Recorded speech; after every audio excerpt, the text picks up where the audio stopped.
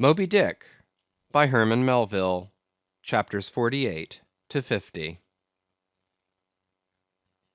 Chapter 48. The First Lowering. The phantoms, for so they seemed, were flitting on the other side of the deck, and with a noiseless celerity were casting loose the tackles and bands of the boat which swung there. This boat had always been deemed one of the spare boats, though technically called the captain's, on account of its hanging from the starboard quarter. The figure that now stood by its bows was tall and swart, with one white tooth evilly protruding from its steel-like lips. A rumpled Chinese jacket of black cotton funereally invested him, with wide black trousers of the same dark stuff. But strangely crowning this ebonness was a glistening white pleated turban, the living hair braided and coiled round and round upon his head. Less swart in aspect, the companions of this figure were of that vivid tiger yellow complexion peculiar to some of the aboriginal natives of the Manillas, a race notorious for a certain diabolism of subtlety, and by some honest white mariners supposed to be the paid spies and secret confidential agents on the water of the Devil, their lord, whose counting room they supposed to be elsewhere. While yet the wondering ship's company were gazing upon these strangers, Ahab cried out to the white turbaned old man at their head, "All ready there, Fedallah?" "Ready," was the half-hissed reply. "Lower away then, d'ye hear?" shouting across the deck. "Lower away there, I say." Such was the thunder of his voice, that spite of their amazement, the men sprang over the rail, the sheaves whirled around in the blocks, with a wallow the three boats dropped into the sea, while with a dexterous off-handed daring, unknown in any other vocation, the sailors, goat-like, leaped down the rolling ship's side into the tossed boats below. Hardly had they pulled out from under the ship's lee, when a fourth keel, coming from the windward side, pulled round under the stern, and showed the five strangers rowing Ahab, who, standing erect in the stern, loudly hailed Starbuck, Stubb, and Flask to spread themselves widely, so as to cover a large expanse of water. But with all their eyes again riveted upon the swart Fedallah and his crew, the inmates of the other boats obeyed not the command. "Captain Ahab," said Starbuck. "Spread yourselves," cried Ahab. "Give way, all four boats. Thou, Flask, pull out more to leeward." "Aye, aye, sir," cheerfully cried little King Post, sweeping round his great steering oar. "Lay back," addressing his crew. "There, there, there again! There she blows right ahead, boys! Lay back! Never heed yonder yellow boys, Archy." "Oh, I don't mind 'em, sir," said Archy. "I knew it all before now. Didn't I hear 'em in the hold? And didn't I tell Cabaco here of it? What say ye, Cabaco? They're stowaways, Mr. Flask." "Pull, pull, my fine hearts alive! Pull, my children! Pull, my little ones!" drawlingly and soothingly sighed Stubb to his crew, some of whom still showed signs of uneasiness. "Why don't you break your backbones, my boys? What is it ye stare at? Those chaps in yonder boat? Tut! they are only 5 more hands come to help us. Never mind from where. The more the merrier. Pull then, do pull. Never mind the brimstone. Devils are good fellows enough. So, so. There you are now. That's the stroke for £1,000. That's the stroke to sweep the stakes. Hurrah for the gold cup of sperm oil, my heroes! 3 cheers, men! All hearts alive! Easy, easy. Don't be in a hurry. Don't be in a hurry. Why don't you snap your oars, you rascals? Bite something, you dogs. So, so, so then. Softly, softly. That's it, that's it. Long and strong. Give way there, give way. The devil fetch ye, you ragamuffin rapscallions. You're all asleep. Stop snoring, ye sleepers, and pull. Pull, will ye? Pull, can't ye? Pull, won't ye? Why in the name of gudgeons and ginger cakes don't you pull? Pull and break something. Pull and start your eyes out. Here! whipping out the sharp knife from his girdle. "Every mother's son of ye draw his knife, and pull with the blade between your teeth. That's it, that's it. Now ye do something. That looks like it, my steel bits. Start her, my silver spoons. Start her, marling spikes." Stubb's exordium to his crew is given here at large, because he had a rather peculiar way of talking to them in general, and especially in inculcating the religion of rowing. But you must not suppose from this specimen of his sermonizings that he ever flew into downright passions with his congregation. Not at all, and therein consisted his chief peculiarity. He would say the most terrific things to his crew, in a tone so strangely compounded of fun and fury, and the fury seemed so calculated merely as a spice to the fun, that no oarsman could hear such queer invocations without pulling for dear life, and yet pulling for the mere joke of the thing. Besides, he all the time looked so easy and indolent himself, so loungingly managed his steering oar, and so broadly gaped, open-mouthed at times, that the mere sight of such a yawning commander, by sheer force of contrast, acted like a charm upon the crew. Then again, Stubb was one of those odd sort of humorists whose jollity is sometimes so curiously ambiguous as to put all inferiors on their guard in the matter of obeying them. In obedience to a sign from Ahab, Starbuck was now pulling obliquely across Stubb's bow, and when for a minute or so the two boats were pretty near to each other, Stubb hailed the mate. "Mr. Starbuck, larboard boat there, ahoy! A word with ye, sir, if ye please." "Hallo!" returned Starbuck, turning round not a single inch as he spoke, still earnestly but whisperingly urging his crew, his face set like a flint from Stubb's. "What think ye of those yellow boys, sir?" "Smuggled on board, somehow, before the ship sailed. Strong, strong, boys!" in a whisper to his crew, then speaking out loud again. "A sad business, Mr. Stubb. See there, my lads! But never mind, Mr. Stubb, all for the best. Let your crew pull strong, come what will. Spring, my men, spring! There's hogsheads of sperm ahead, Mr. Stubb, and that's what ye came for. Pull, my boys! Sperm's the play. This at least is duty, duty and profit hand in hand." "Aye, I thought as much," soliloquized Stubb, when the boats diverged. "As soon as I clapped eye on 'em, I thought so. Aye, that's what he went into the afterhold for so often, as Dough Boy long suspected. They were hidden down there. The white whale's at the bottom of it. Well, well, so be it. Can't be helped. All right, give way, men. It ain't the white whale to day. Give way." Now the advent of these outlandish strangers at such a critical instant as the lowering of the boats from the deck, this had not unreasonably awakened a sort of superstitious amazement in some of the ship's company. But Archy's fancied discovery having some time previous got abroad among them, though indeed not credited then, this had in some small measure prepared them for the event. It took off the extreme edge of their wonder. So what with all this, and Stubb's confident way of accounting for their appearance, they were, for the time, freed from superstitious surmisings, though the affair still left abundant room for all manner of wild conjectures as to dark Ahab's precise agency in the matter from the beginning. For me, I silently recalled the mysterious shadows I had seen creeping on board the Pequod during the dim Nantucket dawn, as well as the enigmatical hintings of the unaccountable Elijah. Meanwhile, Ahab, out of hearing of his officers, having sighted the furthest to windward, was still ranging ahead of the other boats, a circumstance bespeaking how potent a crew was pulling him. Those tiger yellow creatures of his seemed all steel and whalebone; like 5 trip hammers they rose and fell with regular strokes of strength, which periodically started the boat along the water like a horizontal burst boiler out of a Mississippi steamer. As for Fedallah, who was seen pulling the harpooneer oar, he had thrown aside his black jacket, and displayed his naked chest with the whole part of his body above the gunwale, clearly cut against the alternating depressions of the watery horizon.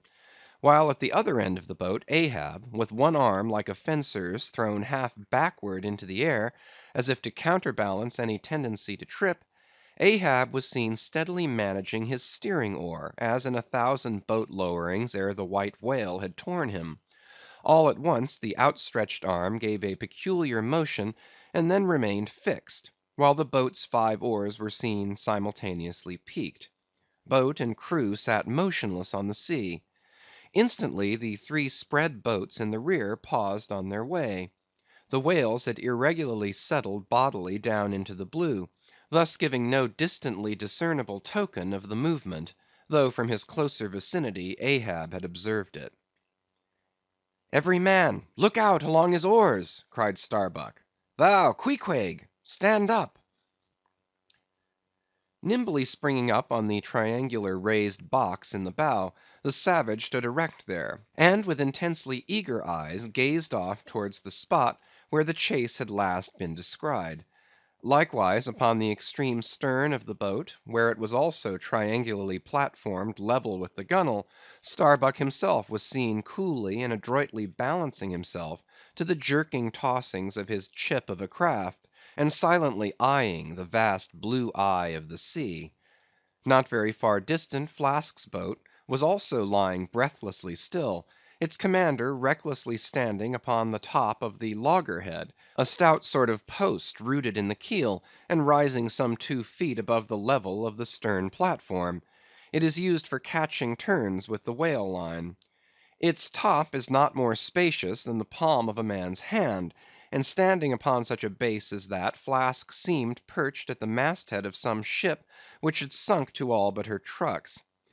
But Little King Post was small and short, and at the same time Little King Post was full of a large and tall ambition, so that this loggerhead standpoint of his did by no means satisfy King Post. "I can't see 3 seas off. Tip us up an oar there, and let me on to that." Upon this Daggoo, with either hand upon the gunwale to steady his way, swiftly slid aft, and then erecting himself, volunteered his lofty shoulders for a pedestal. "Good a masthead as any, sir. Will you mount?" "That I will, and thank you very much, my fine fellow; only I wish you 50 feet taller." Whereupon, planting his feet firmly against 2 opposite planks of the boat, the gigantic negro, stooping a little, presented his flat palm to Flask's foot, and then putting Flask's hand on his hearse-plumed head, and bidding him spring as he himself should toss, with one dexterous fling landed the little man high and dry on his shoulders; and here was Flask now standing, Daggoo with one lifted arm furnishing him with a breast-band to lean against and steady himself by. At any time it is a strange sight to the tyro to see with what wondrous habitude of unconscious skill the whaleman will maintain an erect posture in his boat, even when pitched about by the most riotously perverse and cross-running seas. Still more strange to see him giddily perched upon the loggerhead itself under such circumstances. But the sight of little Flask mounted upon gigantic Daggoo was yet more curious; for sustaining himself with a cool, indifferent, easy, unthought of, barbaric majesty, the noble negro to every roll of the sea harmoniously rolled his fine form. On his broad back, flaxen-haired Flask seemed a snowflake. The bearer looked nobler than the rider. Though truly vivacious, tumultuous, ostentatious little Flask would now and then stamp with impatience, but not one added heave did he thereby give to the negro's lordly chest. So have I seen passion and vanity stamping the living magnanimous earth, but the earth did not alter her tides and her seasons for that. Meanwhile Stubb, the third mate, betrayed no such far-gazing solicitudes. The whales might have made one of their regular soundings, not a temporary dive from mere fright; and if that were the case, Stubb, as his wont in such cases it seems, was resolved to solace the languishing interval with his pipe. He withdrew it from his hat-band, where he always wore it aslant like a feather. He loaded it, and rammed home the loading with his thumb-end; but hardly had he ignited his match across the rough sandpaper of his hand, when Tashtego, his harpooneer, whose eyes had been setting to windward like two fixed stars, suddenly dropped like light from his erect attitude to his seat, crying out in a quick frenzy of hurry, "Down, down all, and give way! There they are!" To a landsman, no whale, nor any sign of a herring would have been visible at that moment; nothing but a troubled bit of greenish white water, and thin scattered puffs of vapor hovering over it, and suffusingly blowing off to leeward, like the confused scud from white rolling billows. The air around suddenly vibrated and tingled, as it were, like the air over intensely heated plates of iron. Beneath this atmospheric waving and curling, and partially beneath a thin layer of water also, the whales were swimming. Seen in advance of all the other indications, the puffs of vapor they spouted seemed their forerunning couriers and detached flying outriders. All four boats were now in keen pursuit of that one spot of troubled water and air. But it bade fair to outstrip them; it flew on and on, as a mass of interblending bubbles borne down a rapid stream from the hills. "Pull, pull, my good boys," said Starbuck in the lowest possible, but intensest concentrated whisper to his men, while the sharp fixed glance from his eyes darted straight ahead of the bow, almost seemed as two visible needles in two unerring binnacle compasses. He did not say much to his crew, though, nor did his crew say anything to him; only the silence of the boat was at intervals startlingly pierced by one of his peculiar whispers, now harsh with command, now soft with entreaty. How different the loud little king post! "Sing out and say something, my hearties! Roar and pull, my thunderbolts! Beach me on their black backs, boys! Only do that for me, and I'll sign over to you my Martha's Vineyard plantation, boys, including wife and children, boys! Lay me on! Lay me on! Oh, Lord, Lord, but I shall go stark, staring mad! See, see that white water!" And so shouting, he pulled his hat from his head, and stamped up and down on it; then picking it up, flirted it far off upon the sea, and finally fell to rearing and plunging in the boat's stern like a crazed colt from the prairie. "Look at that chap now," philosophically drawled Stubb, who with his unlighted short pipe, mechanically retained between his teeth at a short distance, followed after. "He's got fits, that Flask has. Fits? Yes, give him fits; that's the very word; pitch fits into 'em. Merrily, merrily, hearts alive; pudding for supper, you know; merry's the word. Pull, babes; pull, sucklings; pull all. But what the devil are you hurrying about? Softly, softly, and steadily, my men; only pull and keep pulling; nothing more; crack all your backbones, and bite your knives in two, that's all. Take it easy. Why don't you take it easy, I say, and burst all your livers and lungs?"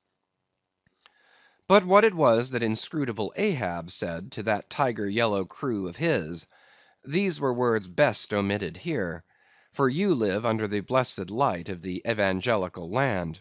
Only the infidel sharks in the audacious seas may give ear to such words, when with tornado brow, and eyes of red murder, and foam glued lips, Ahab leaped after his prey. Meanwhile all the boats tore on.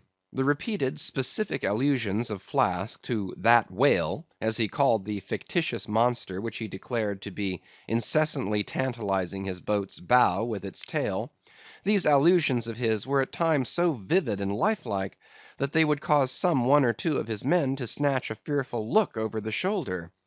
But this was against all rule, for the oarsmen must put out their eyes and ram a skewer through their necks; usage pronouncing that they must have no organs but ears, and no limbs but arms in these critical moments. It was a sight full of quick wonder and awe. The vast swells of the omnipotent sea; the surging hollow roar they made, as they rolled along the 8 gunwales, like gigantic bowls in a boundless bowling green; the brief suspended agony of the boat, as it would tip for an instant on the knife like edge of the sharper waves, that almost seemed threatening to cut it in two; the sudden profound dip into the watery glens and hollows; the keen spurrings and goadings to gain the top of the opposite hill; the headlong, sled-like slide down its other side; all these, with the cries of the headsmen and harpooneers, and the shuddering gasps of the oarsmen; with the wondrous sight of the ivory Pequod bearing down upon her boats with outstretched sails, like a wild hen after her screaming brood; all this was thrilling. Not the raw recruit, marching from the bosom of his wife into the fever heat of his first battle; not the dead man's ghost encountering the first unknown phantom in the other world; neither of these can feel stranger and stronger emotions than that man does, who, for the first time, finds himself pulling into the charmed, churned circle of the hunted sperm whale. The dancing white water made by the chase was now becoming more and more visible, owing to the increasing darkness of the dun cloud shadows flung upon the sea. The jets of vapor no longer blended, but tilted everywhere to right and left; the whales seemed separating their wakes. The boats were pulled more apart, Starbuck giving chase to 3 whales running dead to leeward.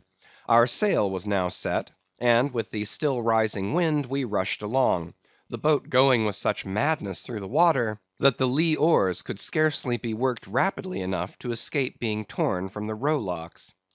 Soon we were running through a suffusing wide veil of mist, neither ship nor boat to be seen. "Give way, men," whispered Starbuck, drawing still further aft the sheet of his sail. "There is time to kill a fish yet before the squall comes. There's white water again. Close to! Spring!" Soon after, 2 cries in quick succession on each side of us denoted that the other boats had got fast; but hardly were they overheard, when with a lightning-like, hurtling whisper, Starbuck said, "Stand up!" and Queequeg, harpoon in hand, sprang to his feet. Though not one of the oarsmen was then facing the life and death peril so close to them ahead, yet with their eyes on the intense countenance of the mate in the stern of the boat, they knew that the imminent instant had come. They heard, too, an enormous wallowing sound, as of 50 elephants stirring in their litter; meanwhile the boat was still booming through the mist, the waves curling and hissing around us, like the erected crests of enraged serpents. "That's his hump! There! there! Give it to him!" whispered Starbuck. A short rushing sound leaped out of the boat. It was the darted iron of Queequeg. Then, all in one welded commotion, came an invisible push from astern, while forward the boat seemed striking on a ledge. The sail collapsed and exploded; a gush of scalding vapor shot up near by; something rolled and tumbled like an earthquake beneath us. The whole crew were half suffocated as they were tossed, helter‐skelter, into the white curdling cream of the squall.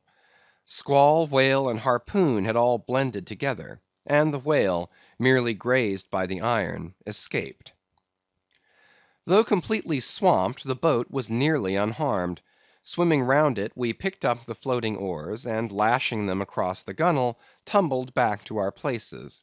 There we sat up to our knees in the sea, the water covering every rib and plank, so that to our downward gazing eyes the suspended craft seemed a coral boat grown up to us from the bottom of the ocean.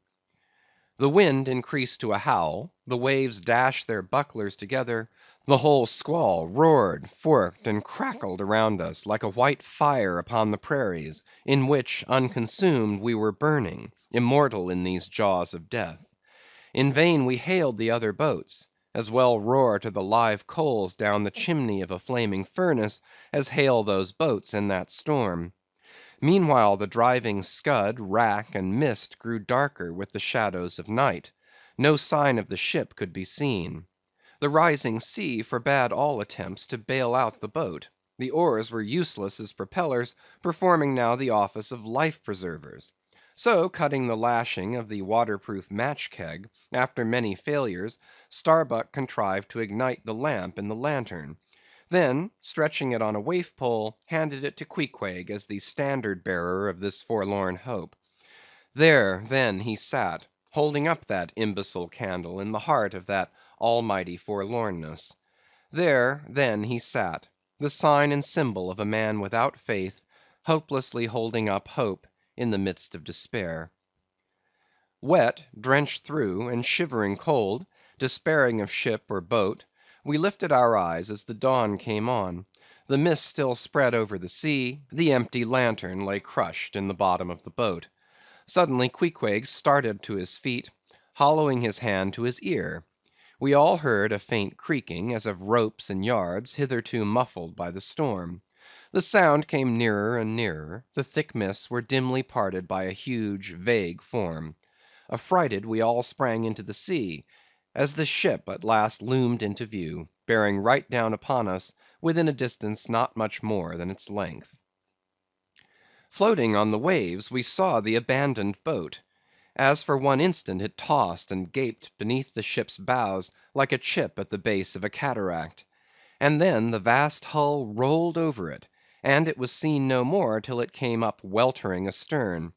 Again we swam for it, were dashed against it by the seas, and were at last taken up and safely landed on board. Ere the squall came close to, the other boats had cut loose from their fish, and returned to the ship in good time.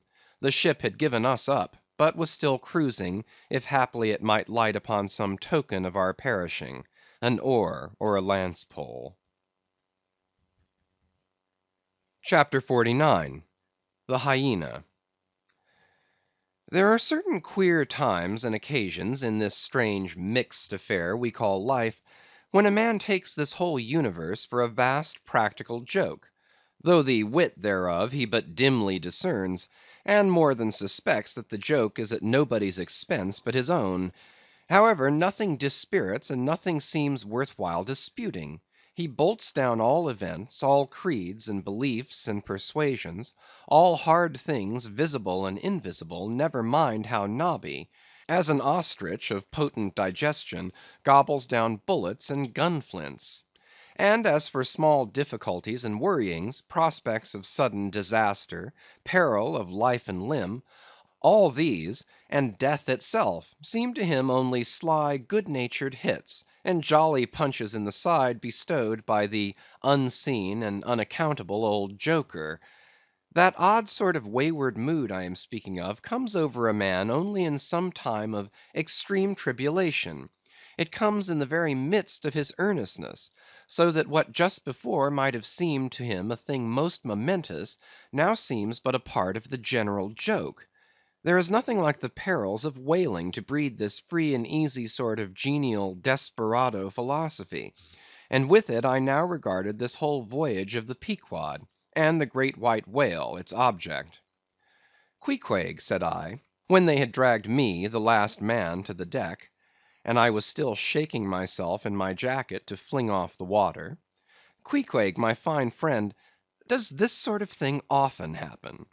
Without much emotion, though soaked through just like me, he gave me to understand that such things did often happen.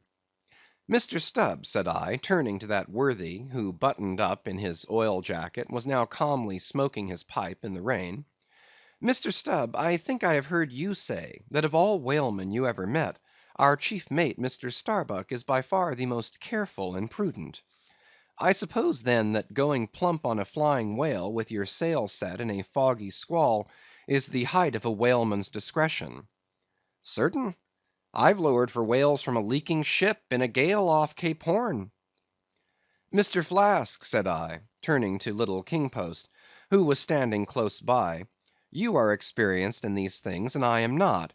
Will you tell me whether it is an unalterable law in this fishery, Mr. Flask, for an oarsman to break his own back, pulling himself back foremost into death's jaws?" "Can't you twist that smaller?" said Flask. "Yes, that's the law. I should like to see a boat's crew backing water up to a whale face foremost. Ha, ha!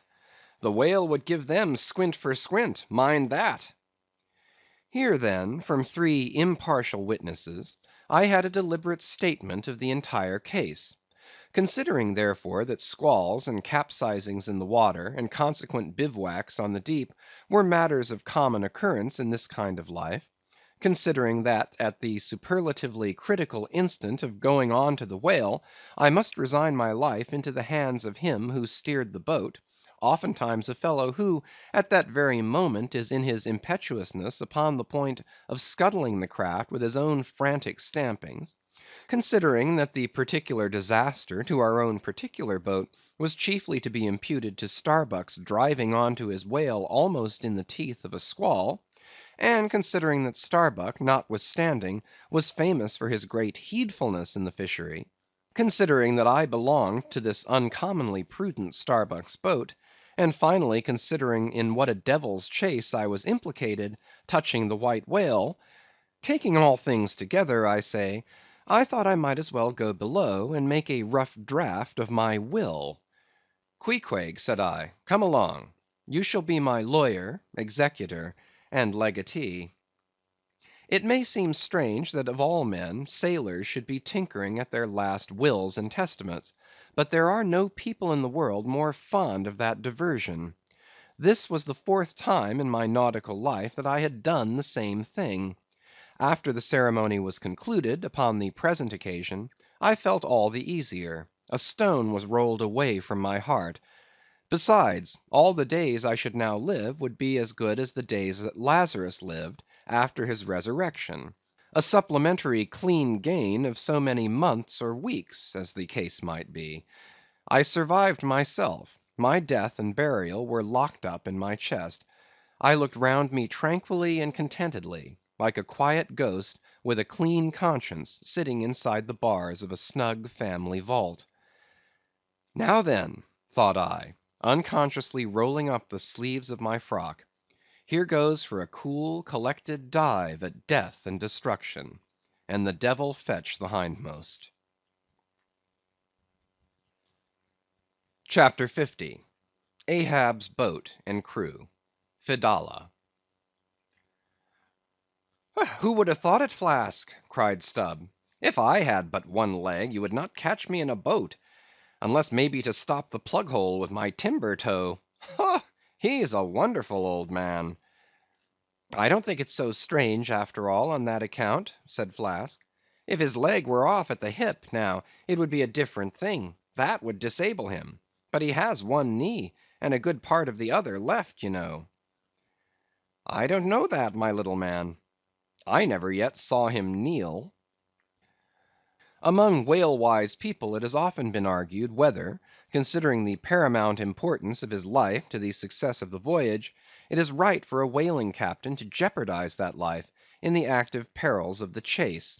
So Tamerlane's soldiers often argued with tears in their eyes, whether that invaluable life of his ought to be carried into the thickest of the fight. But with Ahab the question assumed a modified aspect.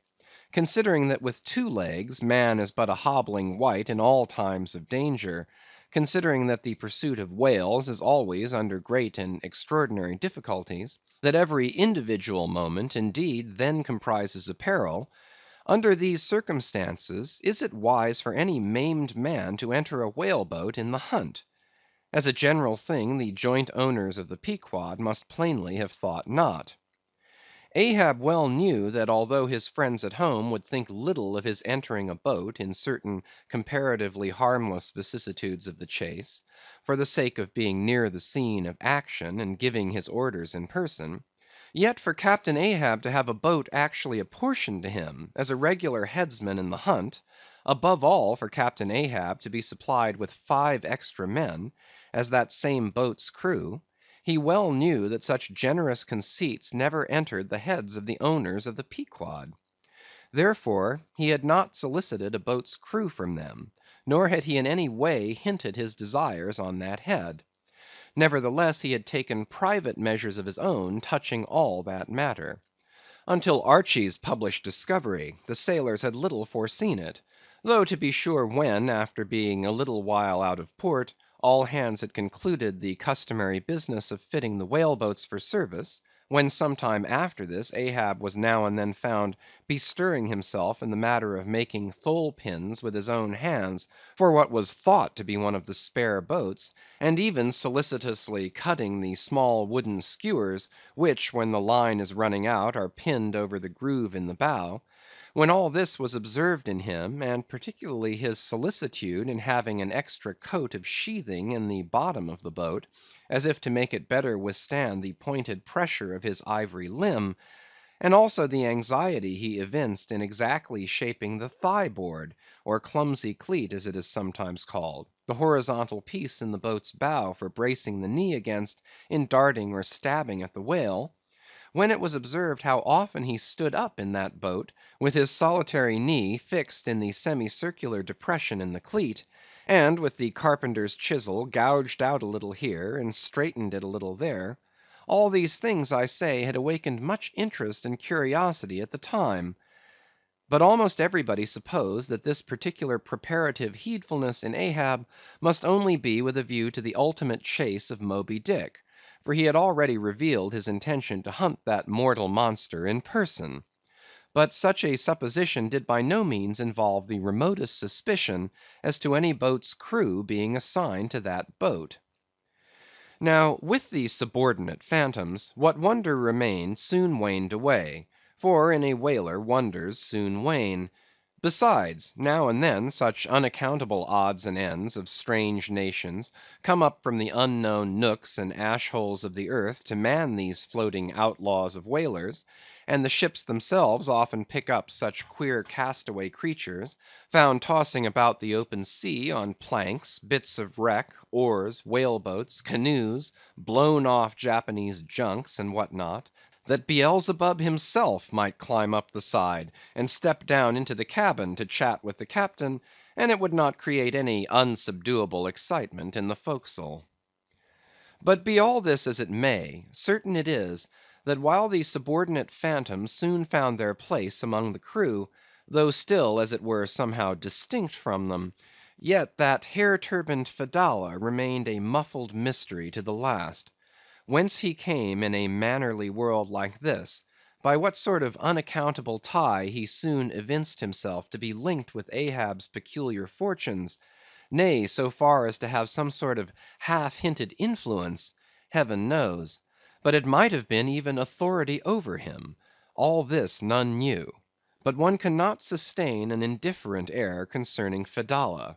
He was such a creature as civilized domestic people in the temperate zone only see in their dreams, and that but dimly; but the like of whom now and then glide among the unchanging Asiatic communities, especially the Oriental isles to the east of the continent; those insulated, immemorial, unalterable countries, which even in these modern days still preserve much of the ghostly aboriginalness of the earth's primal generations, when the memory of the first man was a distinct recollection, and all men his descendants, unknowing whence he came, eyed each other as real phantoms, and asked of the sun and the moon why they were created, and to what end; when though, according to Genesis, the angels indeed consorted with the daughters of men, the devils also, add the uncanonical rabbins, indulged in mundane amours. End of chapters 48 to 50.